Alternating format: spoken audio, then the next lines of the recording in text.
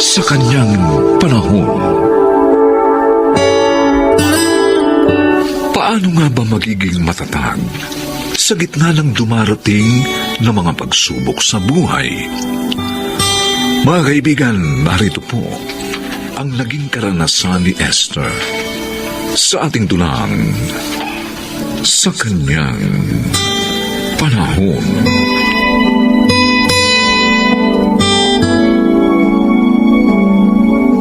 Salamat naman.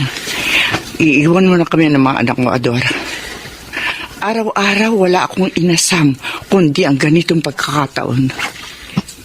Ayaw mo na akong pagsilbihan, di ba? Hindi na rin ako kinikibo ng mga anak mo. Kaya wala na rin dahilan para makinabang pa kayo sa paghahanap buhay ko. Ikaw at ang mga salita mong yan kung bakit kita kinamumuhian, Ador. Kaya nga, dapat lang na maghiwalay na tayo. Dahil galit na namamagitan sa atin dalawa. Isang bagay na lang ang gusto kong sabihin, Ador. Kapag dumating ang panahon pinagsisisihan mo ng lahat ang mga mali mong desisyon, huwag na huwag ka nang babalik sa bahay na ito.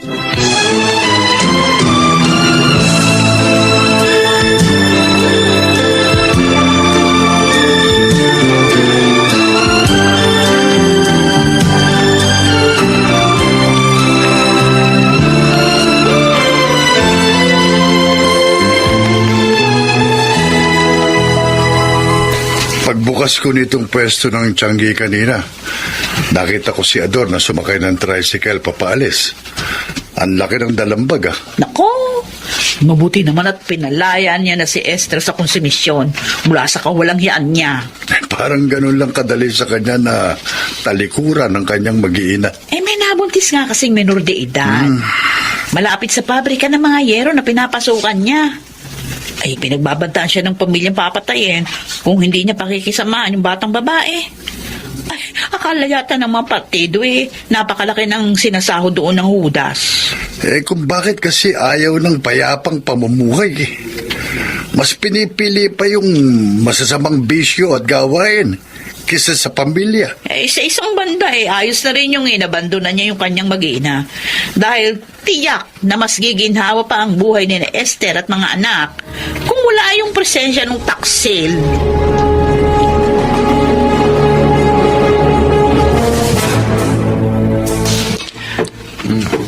Maraming mababago sa sitwasyon natin ngayon. Maaaring 2 beses na labang tayong kakain. O baka nga 1 beses na labang sa isang araw. Naunawaan po namin ang kalagayan natin, Nay. Kailangan din natin magtipid sa kuryente. Kaya ibebenta na natin yung refrigerator. At iba pa natin mga gamit na di kuryente. Nay, magpapa-enroll pa po ba ako sa darating na semester? Oo naman. Graduating ka na ngayong taon na ito sa hospitality management. Kaya agapan mo ang unang araw ng enrollment. Mahirap na mahuli sa palistahan. Lalo na nasa public college ka. Ako po, Nay.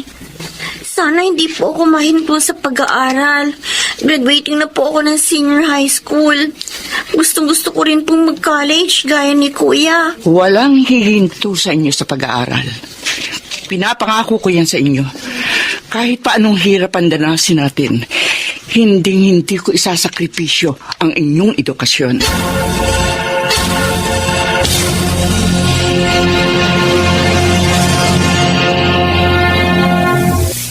Kailangan kong bigyan ng pag-asa ang mga anak ko.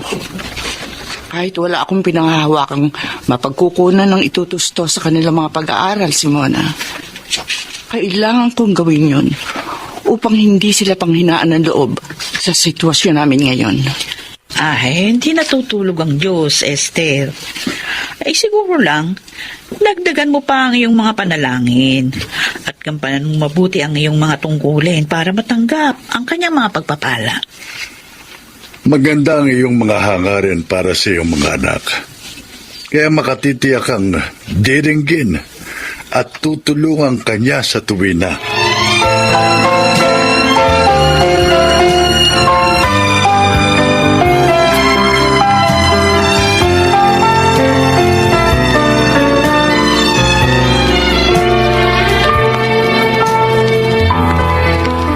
Ada, si Inay, nasaan? Nasa Rizal Elementary School, kuya. Sa kanya kasi binigay ng principal doon yung isang pwesto para siya magtinda ng merienda ng mga estudyante. At ang good news pa, mauutangin siya ng puhunan ng kooperatiba ng school canteen. Talaga? Oo. May magandang balita nga yan. Ikaw kuya. Ang saya-saya mo Mukhang may dala ka rin good news sa amin ni Inay May on-the-job training na ako. At hulaan mo sa isang malaking restaurant sa Ortigas Center. At may sahod na kagad ako, Ada. Wow! Congrats, kuya! Thank you. Alam mo, ang plano ko, iipunin ko, sasahurin ko rin para sa mga pangailangan natin. Nina-inay sa inaharap. Saka siyempre, sa pagka-college mo na rin. Ay, kuya, naisip ko, Oh. hospitality management na rin ang kursong kukunin ko sa college. Kasi nga, gusto ko magkaroon tayo ng restaurant business in the future. Siyempre, magkakatulungan tayo dahil galing tayo sa isang kurso. Uy, magandang idea yan, ha? O sige, pagsisikapan natin sa inaharap, yung pangarap mo.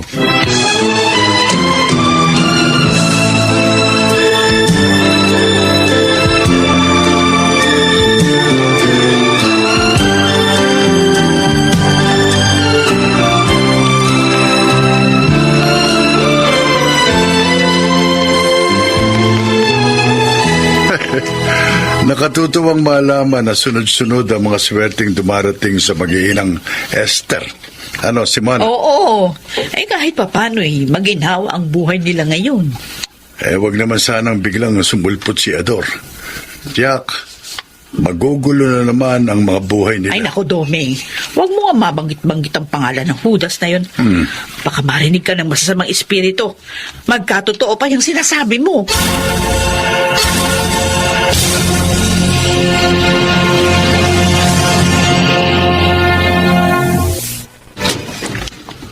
Bakit ka nandito, Ador? Nagsarado ang pabrika ng yerong pinapasukan ko kailan lang. Kaya nawalan ako ng trabaho. Ngayon naman, nasa ospital si Sonia. Masela ng panganganak niya at nasa panganib ang buhay ng sanggol na dinadala niya. Bakit ako ang ginugulo mo sa mga dinaranas nyo ng babae mo? Yung puot ng sumpa mo sa amin ni Sonia, Esther, bawiin mo na. Huwag mo ring idamay ang magiging anak namin. Wala akong kinalaman sa mga sinasabi mo. Kung kailangang lumuhod ako sa harapan mo, gagawin ko. Nakikiusap ako sa iyo. Parang awa mo na, bawiin mo na ang sumpa. Bawiin mo na. Ador, kahit kailan, hindi ako nag-isip para sa iksasama niyo ng babae mo. Kung ano man ang dinaranas niyo ngayon, kayo pa rin ang babae mo ang ugat at ang pinaninindigan niyong kasalanan.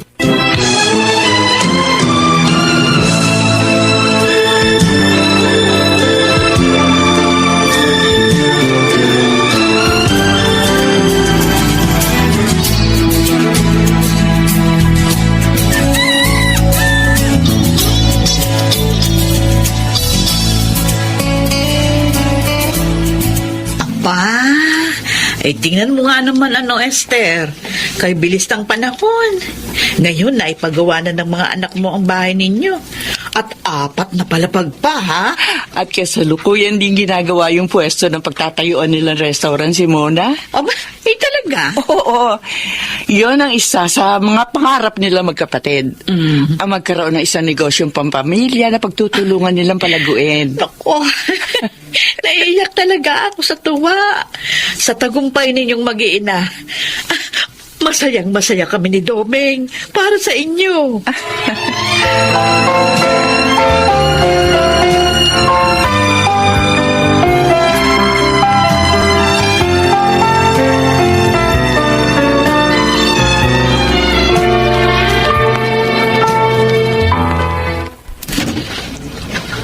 Kuya? Kuya, tingnan mo. May lalaki nakahadusay sa harap ng gate natin. Sige nga. Oh, Oo nga, no. Teka, titingnan ko. Baka nangangailangan siya ng tulong o baka nagugutom. Mabigyan man lang natin siya ng pagkain.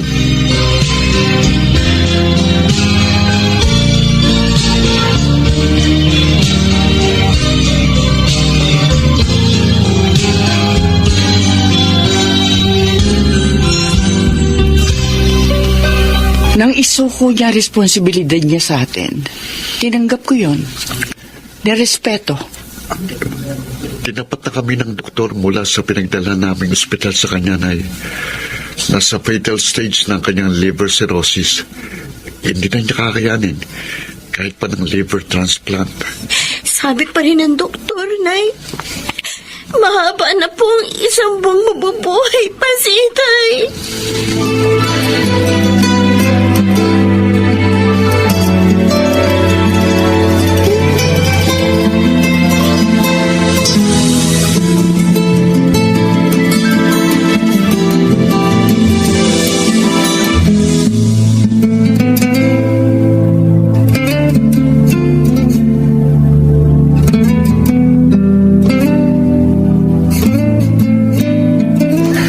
Sana lang nang piliin nila magkamali.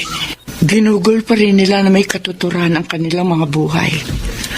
Kahit man lang para sa ikabubuti ng kanilang mga sarili. Pero hindi nga ganoon ang nangyayari. Lalo na kapag wala na yung mga salaping nag-uugnay sa pagitan ng isang maling relasyon, Esther. Mapalad pa rin si Ador. Dahil ibinigay niyo sa kanya ang inyong pagpapatawad sa mga huling sandali ng kanyang buhay. Magiging mapayapa na rin ang kanyang kaluluwa saan man siya naroroon. Hindi lang naman sa pagkamatay niya natatapos ang dalangin namin ng mga bata para sa kanyang kabutihan. Kahit wala na siya, hanggat nabubuhay kami, makakamit niya ang aming mga panalangin.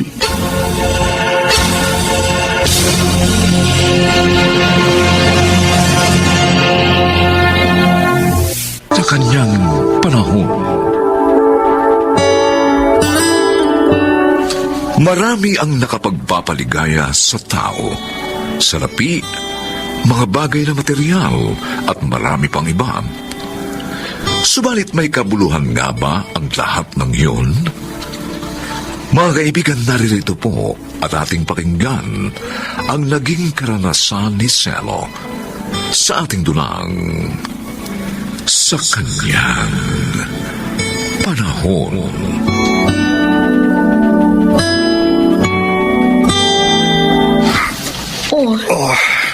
Ba't bumangon ka na, Selo?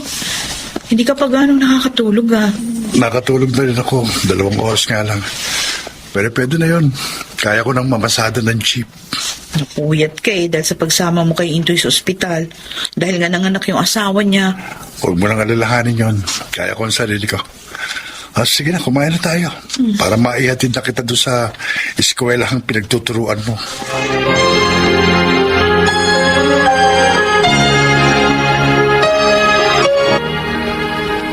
Ano po, Inay? Salamat. Mabat narito ka?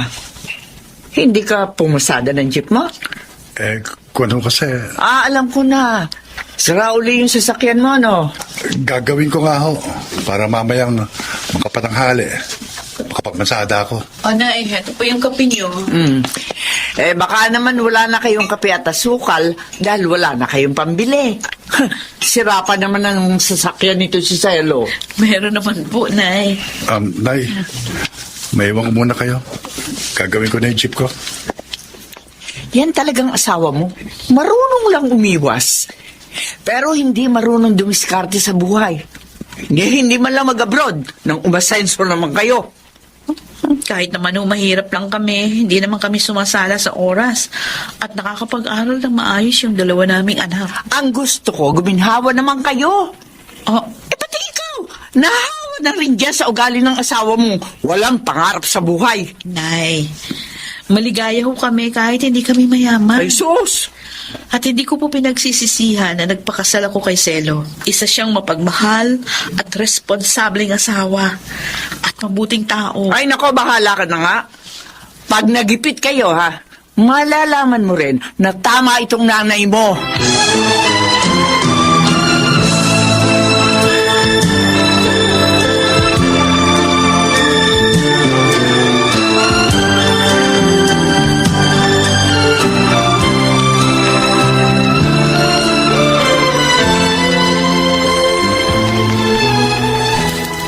Ang hina ng pasada ngayon, oh. Barinsero? Oo nga, Nato. Kailangan ko pa naman kumita ngayon dahil sira yung jeep ko kahapon. Buti nga ikaw. Sa yung jeep na yung nilalabas mo. Ako, nakikibounder lang eh. Ilang nga lang. Alam ko na. Alam ko na kung bakit kailangan kumita ka. Dahil malapit na ang birthday mo. Magpapakain ka na sa amin. May libre sakay ka pang bibigay naman sa mga pasahero mo. Oo. At sa makalawa na ang birthday ko. O, iti, huwag mo munang gawin yung libre sakay. Nato, binata pa ako, ginagawa ko na yun. Hindi magiging masaya ang birthday ko kapag hindi ko ginawa yun. No? Oo, totoo yun. Hindi magiging kumpleto ang kaarawan ko kapag hindi ko ginawa yun. Eh, minsan mo lang naman hindi gagawin. Tsaka, kailangan mo nga ng pere. Bahala na.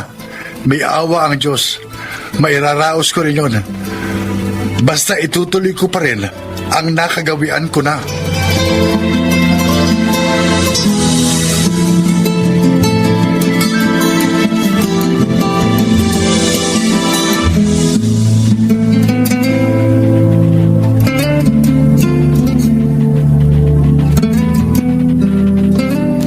Magluluto ako ng pancit para sa birthday ng asawa ko, Prima. Okay na sa kanya yun. Simple lang naman namin ipagdidiwang ang kanyang birthday. Pati yung birthday ko. Basta ang importante sa amin, magkakasama pa rin kami at walang sakit. Sa bagay, tama ka. Aanin mo nga naman ang engrandeng party kung wasak naman ang pamilya mo. O kaya, may malubhang sakit ang pamilya mo. Tama. At ang pinakatampok na party ng birthday namin ay yung pagpapasalamat sa Diyos. Nakakabilib talaga kayong mag-asawa. Salamat. Ay, bakit ka nga pala napasyal? Ay, sasabihin ko lang sa'yo na napagkasunduan namin ng asawa ko na magbigay ng cake kay Selo. Ha? Pasasalamat namin ito sa mga pagtulong niya sa amin. Noong kailangan dalhin sa ospital ang asawa ko at sira yung sasakyan namin, agad na ipinahiram sa amin ni Selo ang jeep nyo. At ipinagmaneho pa kami. Hindi namin makakalimutan yun.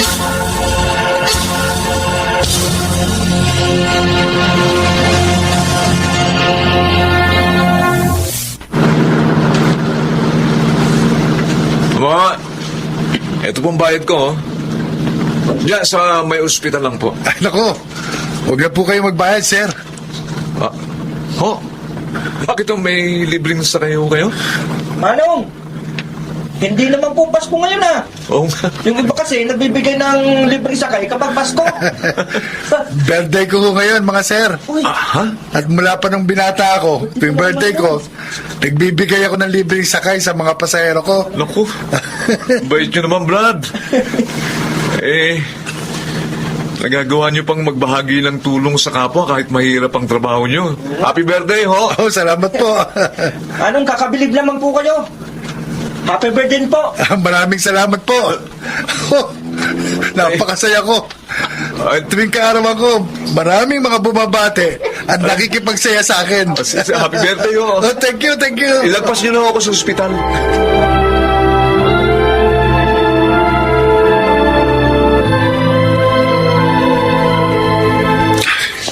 Matutuwa si Ami kapag nalamang may isang pasaherong nagbigay sa akin ng groceries dahil nalamang birthday ko. Selo! Buti narito ka! Oh, Nato, bakit? Hindi ka pa ba napapakain ng pansit ni Ami? Hindi yun eh, yung biyan na mo. Dilala sa ospital na misis mo. Ano, bakit?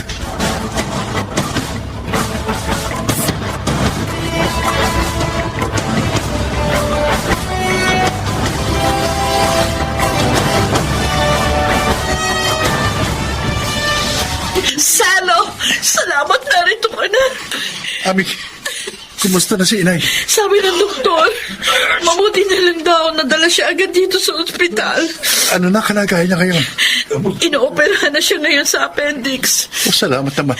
Kaya lang, problema natin ang malaking babayaran dito. Wala tayong pera. Pati si Inay walang pera. Huwag ka na umiyak. Gagawa ko ng paraan. Kahit mangutang ako, gagawin ko. hindi natin pababayaan si inay. Salamat, Selo. Kahit hindi magandang pakikitungo sa inang nanay ko, hindi ka galit sa kanya. Kilala mo ko, Ami. Hindi ako marunong magtanim ng galit. Isa pa, nanay mo yun. Dahil sa kanya, kaya kita nakilala. Walang dahilan para magtanim ako ng galit sa kanya.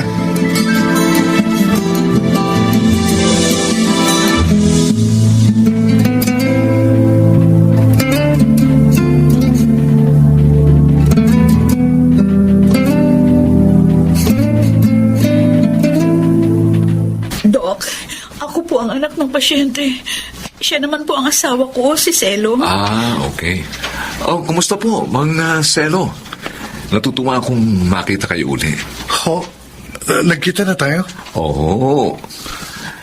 Ako po si Dr. Roger. Isa ho doon sa mga nabigyan nyo ng libreng sakay. Noong nakaraang birthday nyo. Natatandaan niyo po. Ha? Eh, Biyanan nyo pala si Aling Juana. Oo.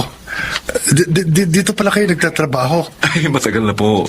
Naalaman ko ho na may problema kayo. Opo. Tungkol sa mga bayarin dito ni Aling Juana. Oo, Dr. Roger. Naghahanap nga ho ako ng mahihiraman ng pera. Naku, wag na kayong mamroblema ho. Inilapit ko na ang kaso nyo sa social services ng ospital. Tutulungan namin ho kayo. Ay, Kaya wala na kayong babayaran. ay, maraming salamat po, Dr. Roger. Wala yun, wala. Hulog kayo ng langit sa amin. Eh, hulog din po lang langit ang asawa nyo sa inyo. Ay, Dahil kahit jeepney driver lang siya, may nagagawa niyang makabuluhan ang kanyang buhay sa pamamagitan po ng pagtulong at pagpapasaya sa kanyang kapwa. At alam niyo, yun ho ang nagawa niya sa akin nung una naming pagkikita. ikaw. Dr. Roger. Eh, kaya naman ho ngayon, ako naman ho ang tutulong at magpapasaya sa inyo, Mang Selo.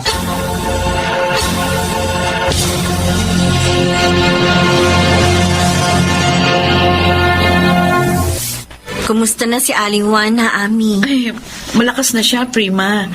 Bukas pwede na siyang iuwi. Dito na lang muna siya sa amin para maalagaan ko ng gusto. Tama naman yun. Paupahan na lang niya yung bahay niya. Iba rin syempre yung may kasama siya. Ay, oo. Lalo na nga't matanda na rin si inay. Oo.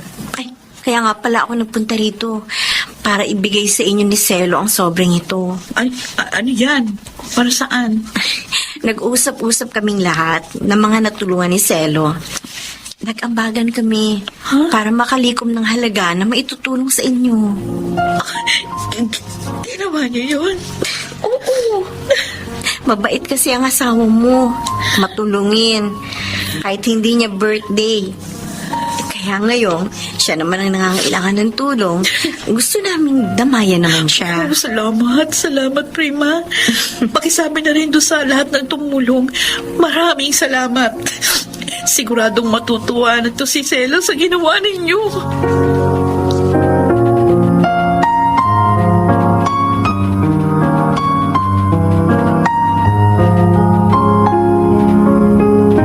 Naku, mahal. Tamang-tama ang dating mo. Pinagluto ka ni inay ng paborito mong ginataang alimango. Ha? Oo. Pakiulit mo nga, Ami.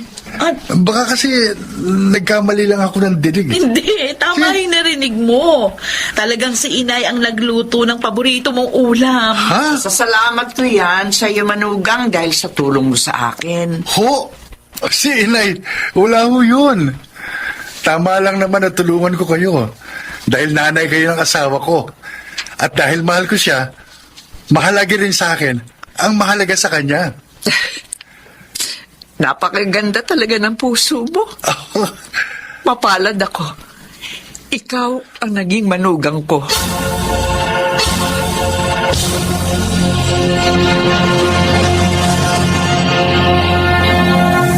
Sa kanyang panahon, namamatay nga ba ang damdamin? Ngunit hindi ang isang pangako. Mga kaibigan, narito't ating pakinggan ang naging karanasan ni Ditas sa ating dulang sa kanyang panahon.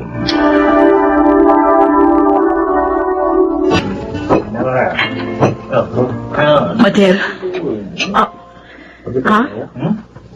Dito ako tinuro nung napagtanungan ko sa labas na nakakakilala sa'yo. Dito ka raw nagtatrabaho. Waitress ako dito. Dito kami nagkakilala. May mga plano kayo? Oo. Marami. Buntis ako. Dinadala ko magiging panganay na anak namin ni Arnold. Buntis din ako. Dinadala ko rin ang magiging panganay na anak namin. Kaya kung hihilingin mong hiwalayan ko ang asawa mo, hindi ko gagawin yun. Ipaglalaban kong karapatan ng batang isisilang ko sa pangalan ng kanyang ama.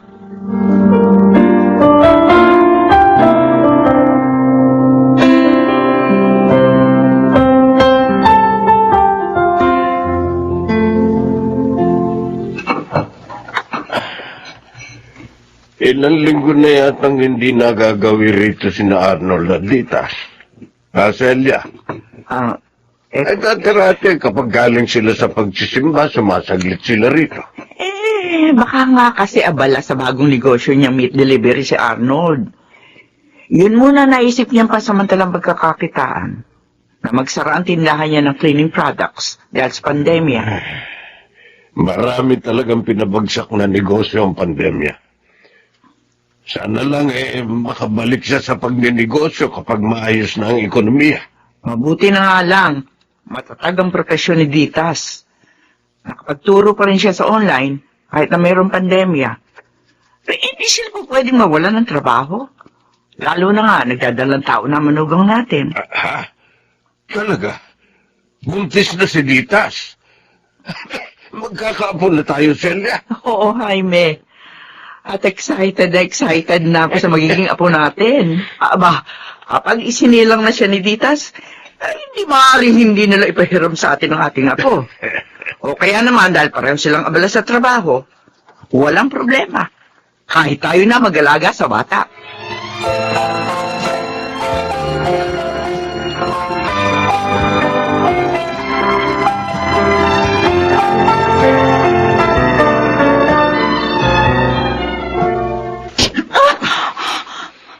Bakit mo ako sinampal, Arnold? Wala akong ginagawang masama sa'yo. Hindi ka dapat sumugod sa resto bar. Hindi mo na ako binigyan ng respeto sa mga taong nakakakilala sa akin doon. At ako, binigyan mo ba ako ng respeto ng buntisin mo ang model na yon? Sumagot ka! Sige. Total, alam mo na ang lahat. Oo, inaamin ko. Nadisgrasya ko nga si Madel. Kaya hindi ko siya pwedeng iwan dahil sinira ko ang buhay niya. Nakukonsensya ako. Pero sa ginawa mo sa akin, hindi ka nakukonsensya. Wala lang sa'yo. Nasinaktan mo ang loob ko.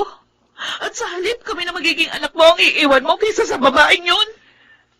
Ditas, ikaw ang asawa ko. Kaya hindi kita iiwan. Isisira mo pa rin yung anak natin na nasa tabi mo ako. Basta tanggapin mo lang ang sitwasyon. Unawain mo lang ako. Hindi! Maling maging bahagi ako ng iyong pagkakasala. Dahil ang mali, habang inuunawa, hindi ito na itutuwid.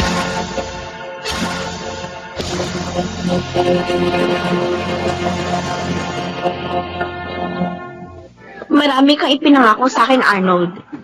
Kailangan to pa rin mo lahat ng yun. Huwag kang mag-alala.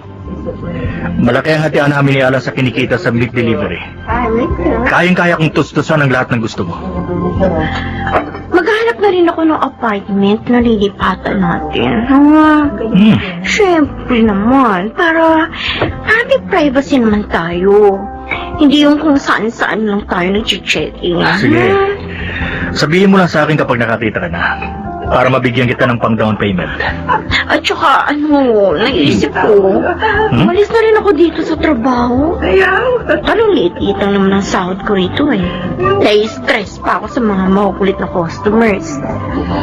Tsaka ang gusto ko kasi, doon sa titira nating apartment, hintayin ko na rin yung pag-uwi mo doon. Diba? Okay, sige. Kung anong gusto mo. Kung ano yung mga plano mo, edi okay.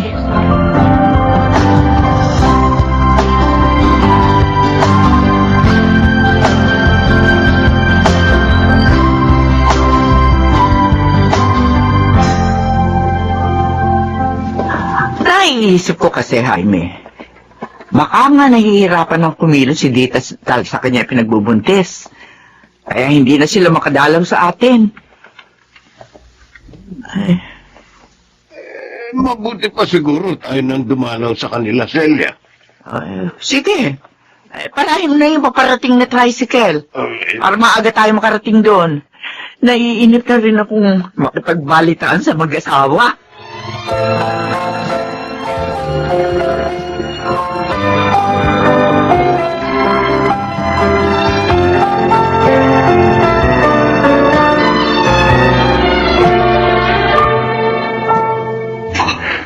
Ewan ko ba naman sa'yo, Arnold? Ang pakay lang natin sa resto bar na yun, mag-deliver ng karne para sa mga menu nila. Kung bakit, dinisgrasya mo pa yung Madel na yun. Pero ba bang magagawa ko kundi panindigan na lang si Madel? No, sa ngayon, kaya mong ibigay lahat ng gusto niya. Dahil abot-abot ang kita natin sa meat delivery. Pero baka malasin tayo dahil dyan sa ginagawa mo, Arnold. Hinahaluan mo nga kasi ng kamalasan ng hanap buhay natin. Ayoko namang madami sa karma mo dahil dyan ko rin kinukuha ang pantusto sa pamilya ko. Masyado ka naman mag-isip. Advance masyado. Ang layo na ng narating na mga mangyayari Saka, sa'yo. isa pang tanong, ha? Hmm. Ikaw ba talaga ama ng pinagbubuntis ng Madel na yun? Ha? Matuto ka nga magbilang ng mga araw. Kailan lang kayo nagkakilala sa resto bar na yun? At saka hindi ba napansin? Masyado kang minamadali ng babae yun para ibahin mo siya. Pati nga yung sustentong hinihingi niya sa'yo eh. Nakadetalye pa eh.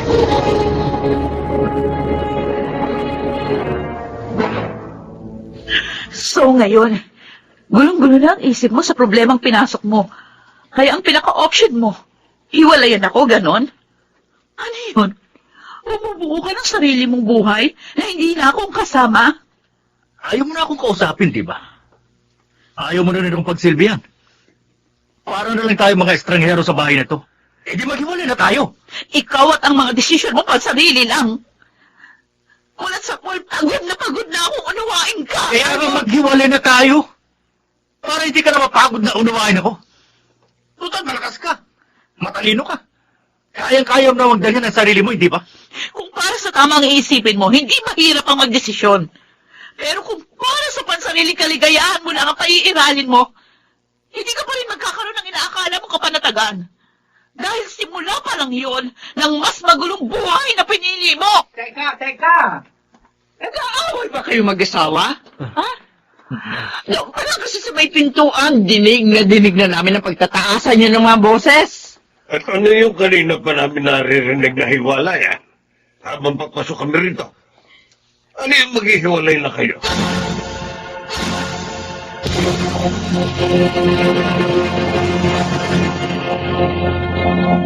Kung hindi pa kami nagawi rito, hindi namin malalaman ng nanay mo na may problema pala kayong mag-asawa.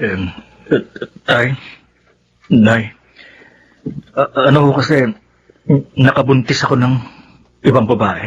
Ay! Sus Mariosep! Abay talaga magugulo nga ang pagsasama niyo ni Ditas. Dahil dyan sa mga ginawa mo. Kahit ako hindi ko maubos maisip kung paano susolusyonan niya problema mo. Isipin pa, buntis din niyang asawa mo. Bakit naman isinubo mo ang sarili mo sa ganong problema? Ha, Arnold? Hindi ba alisala kung hindi mo na-disgrasya yung babae? Ganun pa ba, na-disgrasya mo man siya o hindi? Hindi pa rin tama yung ginawa mong pakikipagrelasyon sa kanya. Dahil may asawa ka ng tao. Hindi ko na nga po alam kung paano ko lulusutan. Paano mo nga lulusutan ng isang problemang mahirap solusyonan?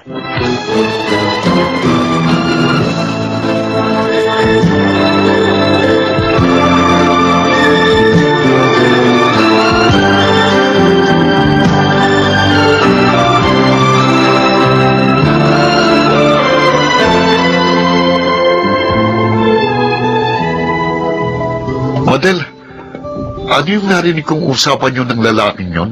na asawa mo pala at siyang ama ng ipinagbubuntis mo? Ibig sabihin, nirarakit yun lang si Arnold para sa mga kapritsyo yung mag-asawa? Teka muna, Alan. Ha? Baka naman pwedeng huwag mo nang sabihin kay Arnold yung narinig mo. Pag-usapan na lang natin to. Sira ulo ka ba?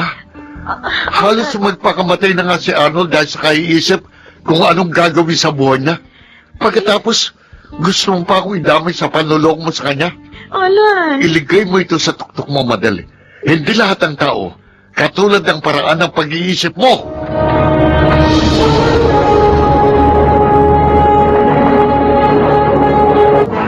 Mapalad pa rin ako dahil may sariling paraan pala ang mga sitwasyon para may iwas ako at maibulat sa aking mga pagkakamali. Pero higit sa lahat, mapalad ako dahil sa kabila ng pagiging makasarili ko, paulit-ulit mo pa rin ako napapatawad.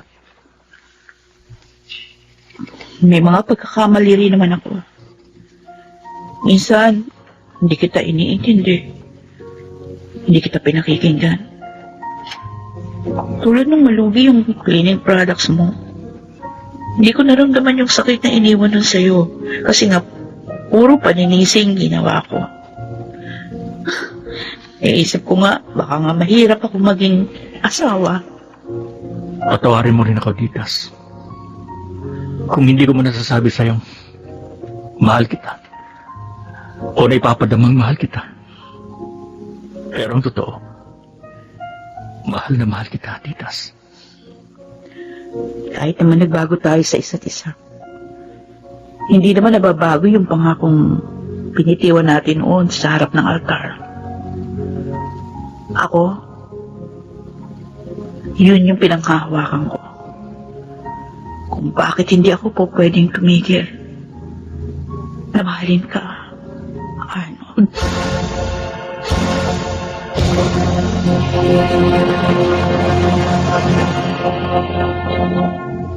Sa kanyang panahon, hindi madali ang maging isang guro. Sila ang nagiging pangalawang magulang sa paaralan ng mga kabataan. Mga kaibigan, narito po ang naging karanasan ni Vilma sa ating dulang.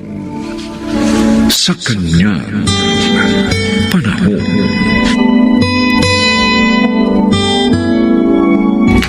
Mang Sendong, heto pong bayad ko dito sa uupahan ko. Advance and deposit po ito. Oh, salamat, Vilma. Oh, siya. Maiwan ko na kayo nitong kaibigan mo, ha? Sige ho. Sige ho. Kung may kailangan ka, tawagin mo lang ako sa bahay namin, ha? Opo. O ano, okay na ba talaga sa'yo ang kwartong ito, Vilma? Oo naman, Rizel. Buti nga may sariling banyo at lababo dito sa kwarto, oh. Solo ko pa. Hindi na ako lalabas para magbanyo. At mura pa ka mong upa. Di tulad dun sa dati mong tinitiran. Mahal, pati tubig at kuryente. Sinabi mo pa. Kaya lang alam mo, mukhang type ka nung anak nung kasera mo. Ano? Oo. Oh, ikaw talaga. Kasi ang lagkit ng titig sa'yo. Mukhang siyang magiging una mong manliligaw dito.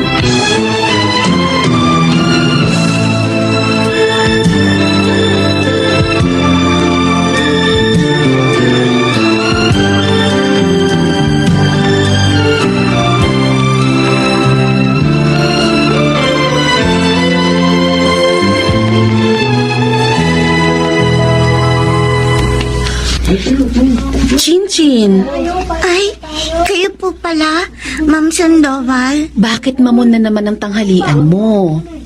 Huwag mo sabihin hindi na naman nakapagluto ang yaya mo. Opo, Ma'am. Tinanghali po uli ng gising eh. Pero mali na laging ganyan ang lunch mo. Dapat nga masustansya ang kinakain mo. Kaya dapat sabihin mo sa daddy mo ang ginagawa ng yaya mo. Para pagsabihan niya yun. Kasi po, baka po kurutin at tingutin po ako ni Yaya pag nagsabi po ako kay Daddy. Ha? Bakit? Ginagawa ba niya yun sa'yo? Opo, Ma'am. Pag hindi ko po siya tinulungan sa mga gawain sa bahay, At pinagtatrabaho ka pa niya. Opo. Hindi tama ito. Sobra na yung yaya mo. Maraming salamat sa concern mo, Ma'am Vilma. Sir, mahal ko po ang profesyon ko at ang mga estudyante ko. Kaya mahalaga sa akin ang kanilang kapakanan. Ang totoo, hindi ko alam na ganito ang ginagawa ng babae niyo sa anak ko. Kasi kapag nasa bahay ako, mabait naman siya sa bata. Maasikaso. Nagkukunwari siya kung ganon, Sir Marvin. Marvin na lang, ma'am. Para maging komportable tayo sa isa't isa. At Vilma naman ang itawag ko sa'yo. Okay ba? Okay, Marvin. As I've said, nagkukunwari lang ang babaeng yun. Dahil nagagawa niyang saktan, pagtrabahuhin at pakainin na hindi tama si Chinchin pag sila na lang dalawa. Makikita sa akin ng babaeng yun. Paalisin ko na siya sa bahay. Baby, I'm sorry ha. Hindi ko alam. Salbahe parang nakuha kong yaya mo. Don't say sorry, Daddy. It's not your fault. Salamat sa pangunawa mo, anak. Mabuti na lang. Sinabi sa akin ni Vilma ang lahat. Mabait po talaga si Ma'am, Daddy. Minsan nga po, pag nakita niyang mamo ng lunch ko, binibigyan niya ako ng baon niya. Talaga? Yes, Daddy. Dapat pala talaga. Pasalamatan ko siya.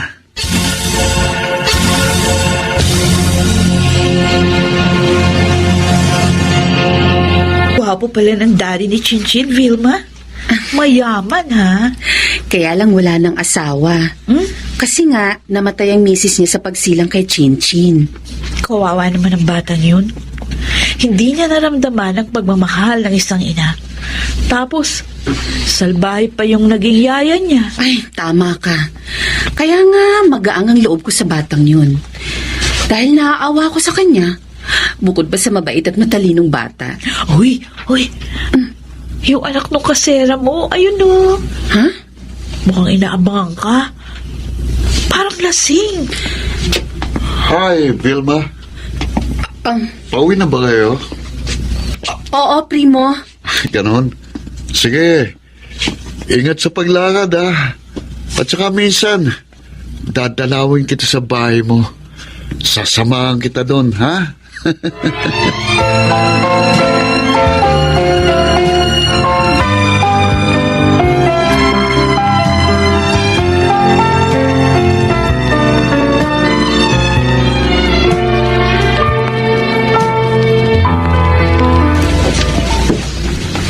Good morning, Ma'am Vilma. Oh, Chinchin. Ang aga mong dumating ah. Nihatid po ako ulit ni Daddy. Hi, Vilma. Hi. Kumusta, Marvin? May nakuha ka na bang bagong yaya para dito kay Chinchin? Ayaw na ni Mama na kumuha pa ako eh. Ang sabi niya, siya na lang daw ang titingin sa apo niya. Luluwas na nga siya ngayon eh. Di mas okay. Sure na mapapabuti si Chinchin. Ma'am, meron po ko ibibigay sa inyo yung flowers and chocolates. Galing po kay Daddy. Ha? Paraan ko yung para magpasalamat sa'yo. Dahil sa kabutihan mo sa aking anak. Primo, anak, Tay, sino bang sinisilip mo dyan sa bintana? si Vilma, tay. May bisita siyang mayamang lalaki. At may kasamang batang babae. Naliligaw kaya sa kanyang lalaki yun? May dalang regalo eh. Wala namang masama kung manligaw man. Dahil dalaga naman si Vilma at isa pang teacher. Gusto ko si Vilma. Ayoko mapunta siya sa iba. Primo, hindi ka papatulan nun, anak. Kasi, bukod sa hindi mo tinapos ang pag-aaral mo, lasenggo ka pa. Tay naman. Makinig ka, ha? Kung gusto mong may matinong babaeng pumatol sa'yo, magpakatino ka rin. At huwag puro alak ang inaatupag mo.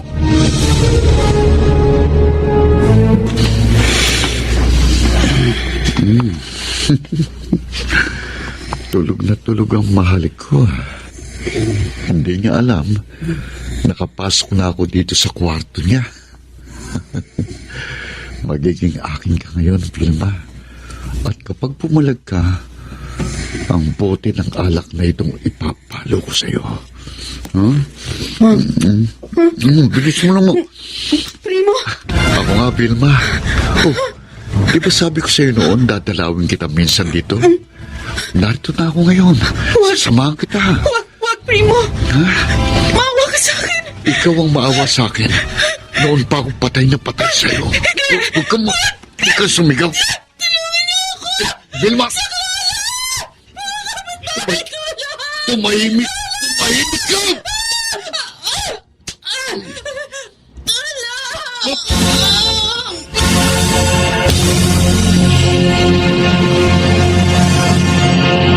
Rysel. Ako nga, Vilma. Salamat sa Diyos at ligtas ka na. Sinakluluhan ka kaagad ni Mang Sendong. At nung iba niyong kapitbahay, nung marinig yung sigaw mo. Walang iyak si Primo. Dinagtangka niya ako halayin. Dahil ang laban ako, pinagsasaksak niya ako. Tama na. Baka mabinat ka. Dahil sa kanya, naperwisyo ang pagtuturo ko. Kawawa naman ang mga estudyante ko. Huwag mo muna silang intindihin. Nasa na walang iyang yun? Nasa si Primo?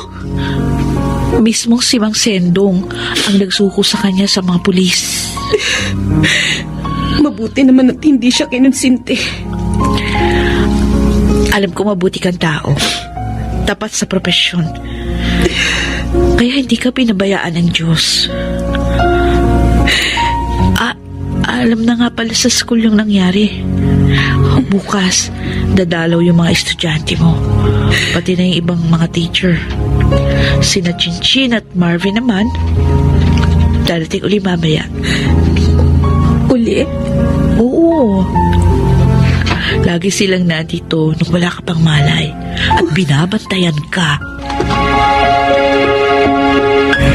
Ngayong magaling ka na, Vilma. Iyahatid na kita kina Rysel. Kinausap ko na siya. Oo nga. Para maingatan ka.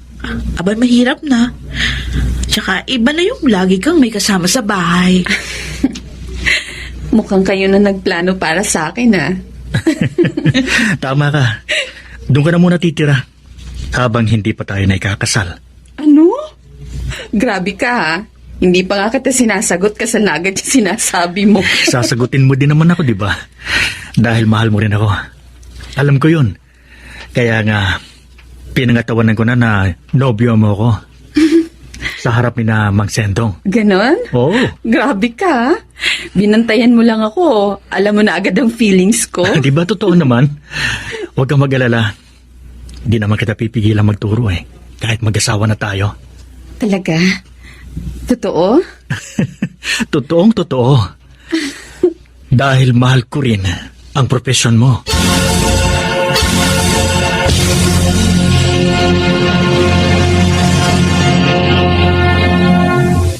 Sa kanyang panahon, ang buhay ay hindi ganap kung wala ang mabubuting kaibigan. Natututuhan natin ang pagiging naroroon natin para sa kanila. Gayon din naman sila para sa atin. Mga kaibigan, narito po ang naging karanasan ni Andy sa ating dunang sa kanyang panahon.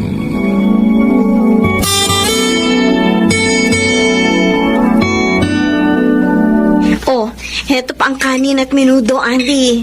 Kumain ka ng kumain, ha? Para mawala yung sentimiento mo. Diyan sa hindi agad pagpapapasok sa ni Efren sa loob ng bahay. Dahil nga, nasa supermarket ako. Gustong gusto ko na nga umalis kanina. Kalahin mo ang tagal-tagal ko nakatayo sa labas ng bahay niyo. Pasensya ka na nga eh. Napagkamalan ka raw kasi niyang nag-aalok ng mga encyclopedia sa bahay-bahay. Paano nga naman? Nakakuntodo long sleeves ka pa at nakaslacks ka pa. Ang totoo, kaya ako napasyal dito. May bago mabubukas na dyaryo. Oo. Kaysa ka ako, magmukmuk ka rito dahil iniwan ka ng asawa mong banal. Mag-apply ka roon. Talaga, Andy? Ay, totoo ba yung sinasabi mo? Oo. At binild up na kita sa executive editor. Kako, mahaba ng karanasan mo sa paghawak ng dyaryo. Kaya huwag ka na magdalawang isip. Dahil minsan lang dumating ang ganitong pagkakataon. Ay, oo! Tatawag agad ako sa publishing dito sa ibinigay mong number, Andy. Naku, maraming salamat, ha? Dahil talagang kailangan ko ng trabaho sa panahong ito.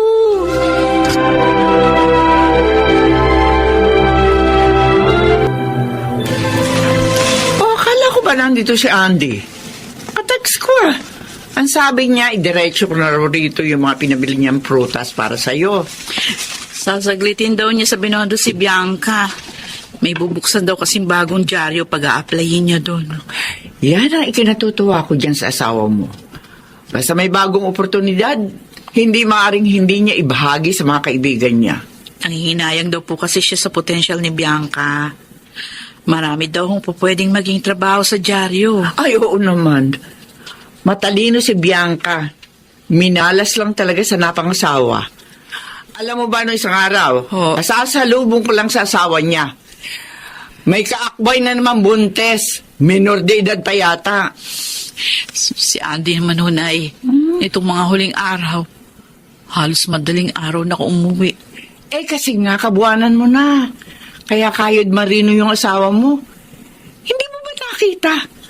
Halos lahat na yata ng dyaryo sa Pilipinas, niraketan niya.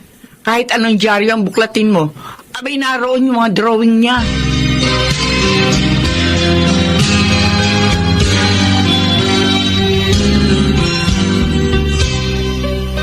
Talaga po, Mami. May bibili mo po ako ng laptop para sa online class ko? Oo, anak. Pagkatapos ng 3 kong sahod, sa bago kong trabaho, maibibili na kita. Promise, Mami. Mag-aaral po ako mabuti. Alam mo ba, yan talaga ang goal namin ng daddy mo. Ang maibigay sa'yo mga bagay na kailangan mo para mas makapag-aral kang mabuti. Goal na lang po nating dalawa, Mami. Ah? Tinakasali si Daddy. Minarkahan ko po sa kalendaryo yung araw na iniwan niya tayo. Kaya wag na wag siyang babalik dito sa atin. Dahil ipagtatabuyan ko siya.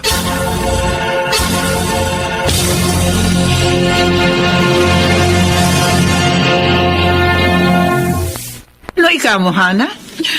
Isang linggo nang hindi umuwi si Andy? Oo. Nasaan daw siya? Sabi doon sa huling text niya, nag-aabol daw siya sa mga deadline. Kaya nag-stay in na lang daw po siya sa publication. Pero kahit na. Alam niyang kabuanan mo na. Kaya kailangan umuwi siya rito pagkatapos ng mga trabaho niya. Hindi nga ako sinasagot yung mga tawag ko, Nay. Ay, naku, Diyos ko. Halin nawa, walang masamang nangyari sa asawa mo, Ana.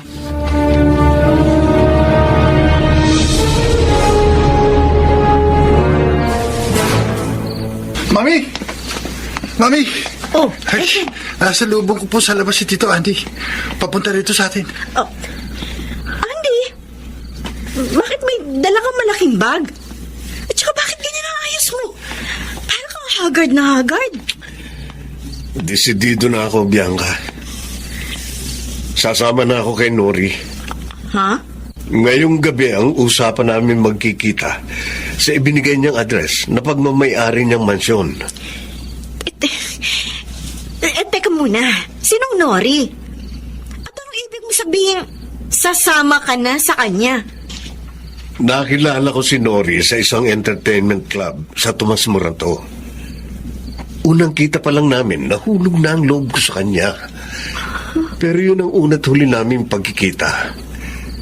Pagkatapos yun, sa cellphone at online na lang kami nagkamabutihan. Andy, alam mo ba kung ano ang mga sinasabi mo? Abay, paano si Hana? Paano magiging anak ninyo? Wala na akong mukhang ihaharap kay Hana. Naubos ko na lahat ang perang naipon ko para sa kinabukasan namin mag-asawa. Naipadala ko ng lahat kay Nori. Ano? Andy, nahihibang ka na ba talaga? Hindi mo ba naiisip na bukod sa pagsasama ninyo ni Hana, nasisirain mo, paano hanap buhay buhay mo. Andy, ang laki ng responsibilidad mo sa mga diaryong tatalikuran mo. Napasubo na ako sa pagkakamaling ito, Bianca. Kaya pangangatawanan ko na ito.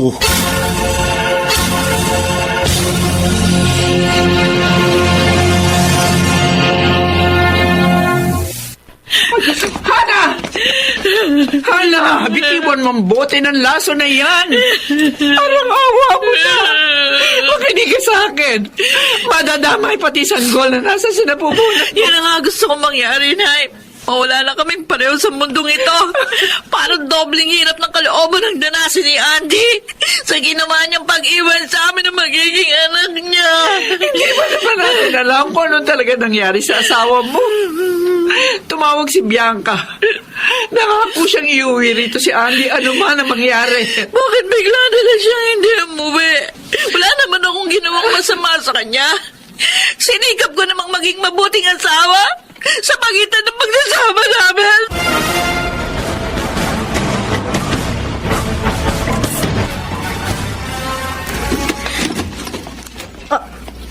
Andy, nagbalik ka. Hindi totoong address ng mansion na binigay sa akin ni Nori. Ah? Ang tumambad sa akin, isang luma at abandonadong gusali. Anong ibig mo sabihin? All the while, ang kausap ko pala sa online na si Nori, ang tiyahin niya na humingi sa akin ng malaking halaga ng pera sa telepono dahil ooperahan siya sa kanser niya sa utak. At ang katulong na nagbigay sa akin ng instruction sa telepono kung paano ko maihuhulog ang pera ay iisa. Ha? Kung ganun, na-scam ka, Andy? Dahil naghangad ako ng kagitna, Bianca. Naliwala ako sa karangyang ipinangako sa akin ni Nori, kapalit ng mga perang pinaghirapan ko, na pinadala ko lahat sa kanya sa pamamagitan ng cash transfer. Pinangakuhan niya ako ng malaking bahay, ng sasakyan, ng lahat. Sa mga sinabi mong yan, pera lang ang nawala sa'yo. Pero hindi ang mga taong nagmamahal sa'yo, Andy. Paano pa ako harap kay Hana? Walang kapatawaran ang ginawa kong kasalanan sa kanya. Pati sa aming magiging anak na hindi pa man naisisilang, itinatwa ko na.